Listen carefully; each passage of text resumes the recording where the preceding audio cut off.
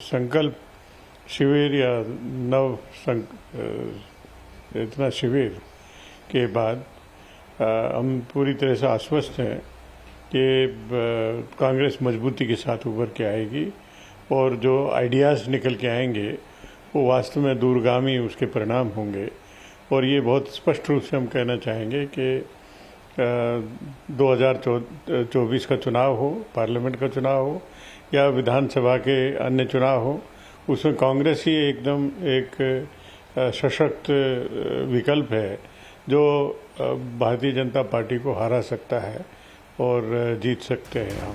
विश्वास से लबरेज ये शब्द, चिंतन शिविर के बाद करिश्मा कर दिखाने का ये विश्वास, आम चुनाव या किसी दूसरे चुनाव में जीत पक्की कर लेने के ये दावे, और दावे ये भी कि राजनीति में हाल फिलहाल के महाबली बीजेपी को परास्त कर देने का ये भरोसा जता रहे हैं कांग्रेस के वरिष्ठ नेता पीएल पुनिया साहब, जिन्हें भरोसा ही नहीं शायद पूरा विश्वास है कि उदयपुर में आयोजित होने जा रही 2 दिवसीय चिंतन शिविर के बाद कांग्रेस कुछ बड़ा कमाल कर दिखाने वाली है।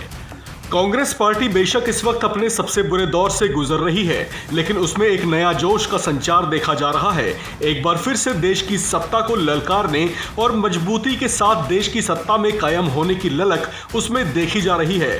13 मई से 15 मई के दरमियान राजस्थान के उदयपुर में एक विशेष चिंतन शिविर का आयोजन किया जा रहा है, जिसमें पार्टी के तमाम बड़े दिग्गज चेहरे जमा होंगे और पार्टी के हालात के बीच उसे मजबूती दिलाने को लेकर चर्चा करेंगे। पार्टी से जुड़े वरिष्ठ चेहरे बताते हैं कि कांग्रेस पार्टी ने जब इस तरह की चिंतन बैठकें की हैं, हर बार कांग्रेस और मजबूती के साथ उभर करके आई है। लिहाजा इस बार भी उम्मीदें कुछ वैसी ही की जा रही हैं। ये बैठक ऐसे वक्त में बुलाई गई है जब देश में 2024 के आम चुनाव को लेकर सियासी दलों ने कमर कसनी शुरू कर दी है। ऐसे में लगभग अधमरी अवस्था में पड़ी कांग्रेस में एक बार फिर से जान फूंकने की कोशिश इस चिंतन बैठक के जरिए की जाएगी।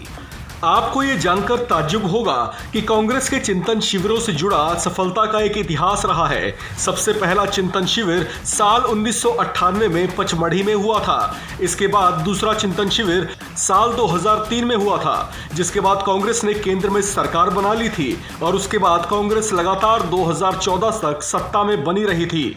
2013 में शिमला में आयोजित चिंतन शिविर हालांकि कड़े इनकम्बेंसी फैक्टर की वजह से कमाल नहीं कर पाई थी, लेकिन अब कांग्रेस के 2022 में आयोजित होने वाले चिंतन शिविर से बहुत सी उम्मीदें जोड़कर देखी जा रही हैं और कांग्रेस ये मानकर चल रही है कि इससे एक बड़ा परिवर्तन आएगा और कांग्रेस एक बार फिर से देश की सत्ता में काबिज होने को तैयार हो जाएगी। गौरतलब है कि इस चिंतन शिविर में 2024 के आम चुनाव की रणनीति पर चर्चा के साथ साथ 4 राज्यों में मिली शिकस्त और शिमला, गुजरात और तेलंगाना आदि राज्यों में होने जा रहे विधानसभा चुनाव की तैयारियों आदि पर भी चर्चा होगी। इसके अलावा पार्टी के अंदरूनी हालात, G23 नेताओं की नाराजगी और पार्टी की आंतरिक एकजुटता आदि पर भी चर्चा हो सकती है।